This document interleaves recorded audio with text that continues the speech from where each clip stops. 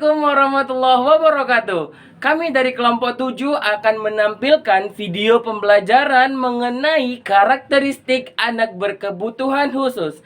Sebelumnya di sini kami akan memperkenalkan diri dulu. Saya sendiri Fikri Haikal dan ada teman saya Beatrix Yolanda Sitompul dan Nia Lorenza Sihite. Sebelumnya, kalian jangan lupa like video ini dan komen sebanyak-banyaknya. Oke, silakan kalian simak video berikut ini. Anak berkebutuhan khusus adalah anak yang mengalami keterbatasan atau keluarbiasaan, baik fisik, mental, intelektual, sosial maupun emosional, yang berpengaruh secara signifikan dalam proses pertumbuhan atau perkembangannya dibandingkan dengan anak-anak lain yang seusia dengannya. Jenis-jenis anak berkebutuhan khusus ada tunanetra, tunarunggu, tunalaras, tunadaksa, tunagrahita, cerebral palsy, gifted atau anak berbakat, autisme, Asperger, Rett disorder, ADHD atau attention deficit disorder with hyperactive. Nah, di sini kami akan membahas mengenai jenis anak berkebutuhan khusus tunalaras, tunadaksa, dan tunagrahita. Tunalaras adalah anak yang mengalami gangguan perilaku dan kesulitan dalam penyesuaian diri dan bertingkah laku sesuai dengan norma-norma yang berlaku. Tunadaksa adalah anak yang memiliki kelainan fisik atau cacat tubuh pada alat gerak seperti tulang, sendi, dan otot.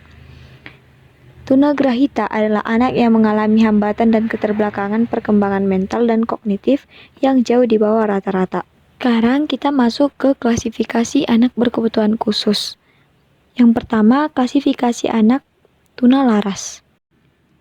Beberapa klasifikasi yang menonjol dari anak-anak berkebutuhan khusus yang mengalami kelainan perilaku sosial ini adalah: yang pertama, berdasarkan perilakunya.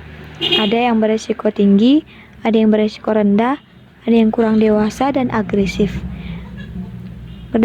Yang kedua, berdasarkan kepribadian.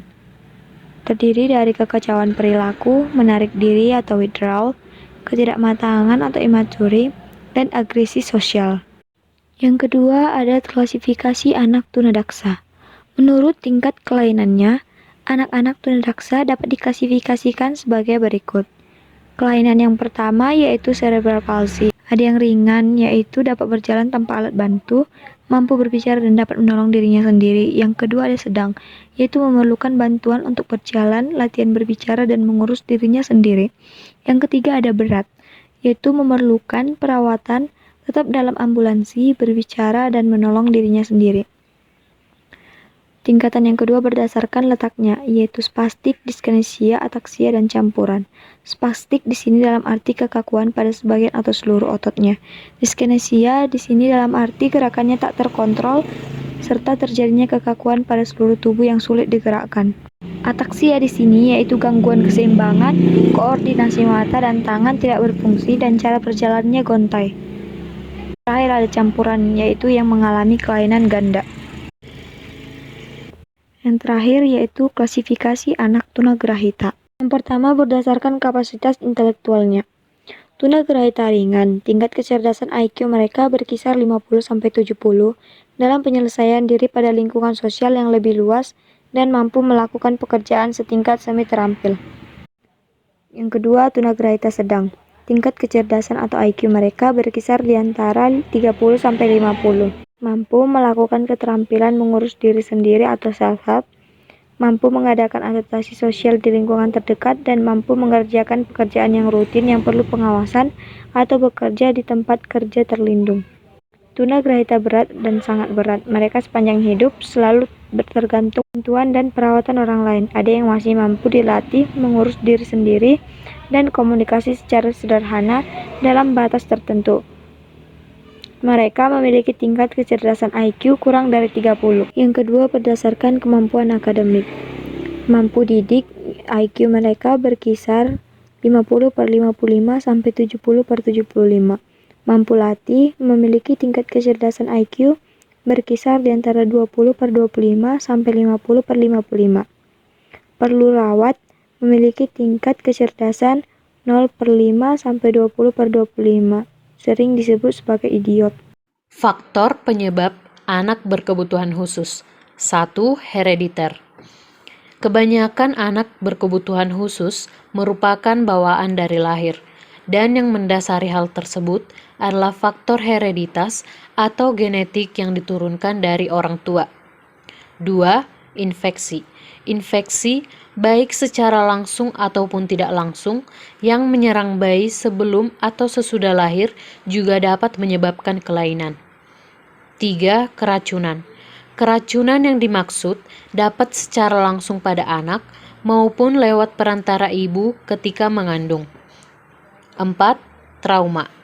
Trauma merupakan cedera yang terjadi pada anak sehingga menyebabkan perubahan struktur rangka ataupun cedera yang terjadi ketika proses persalinan. 5. Kekurangan gizi. Kurangnya asupan gizi pada bayi dalam kandungan maupun sesudah lahir sangat mempengaruhi tumbuh kembang anak, sehingga jika asupan yang diberikan tidak sesuai atau takarannya kurang, dapat menyebabkan kelainan. Karakteristik tunadaksa. 1. Mengalami hambatan dari segi fisik, baik di salah satu atau beberapa bagian tubuh, seperti memiliki kelemahan pada kaki, tangan, jari-jari, atau bagian tubuh lainnya. 2. Mengalami hambatan dalam faktor motorik, seperti berpindah tempat dari suatu tempat ke tempat lainnya, bergerak, berjalan, dan tidak mampu mengontrol tubuhnya. 3. Memiliki rasa kurang percaya diri karena faktor nomor 1 dan 2, sehingga potensi yang dimiliki semestinya bisa berkembang menjadi terhambat karena merasa malu. 4. Mengalami hambatan dalam faktor sensorik yang meliputi pengendalian tubuh oleh otak. 5. Mengalami hambatan dalam faktor kognisi yang membuat penyandang tunadaksa memiliki kecerdasan di bawah rata-rata dibandingkan anak lainnya. 6. Mengalami hambatan dalam mempersepsi sesuatu hal dengan tepat. 7. Mengalami hambatan dari segi emosi dan sosial. 8. Kurang mampu mengembangkan konsep diri dan mengaktualisasikan dirinya. Selanjutnya akan saya jelaskan yaitu karakteristik anak berkebutuhan khusus. Di sini saya akan menjelaskan karakteristik anak berkebutuhan khusus tunagrahita dan tunalaras. Sebelumnya saya akan menjelaskan dahulu apakah itu pengertian dari tunagrahita.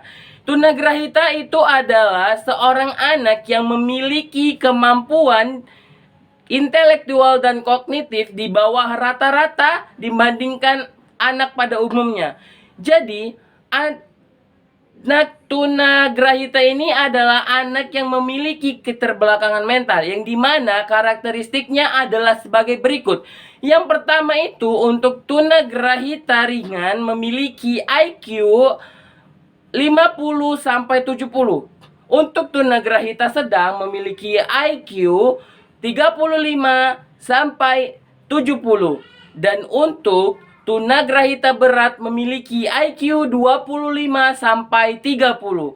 Dan untuk anak keterbelakangan mental atau anak tunagrahita sangat berat memiliki IQ di bawah 20. Selanjutnya saya akan menjelaskan yaitu karakteristik anak berkebutuhan khusus tunalaras.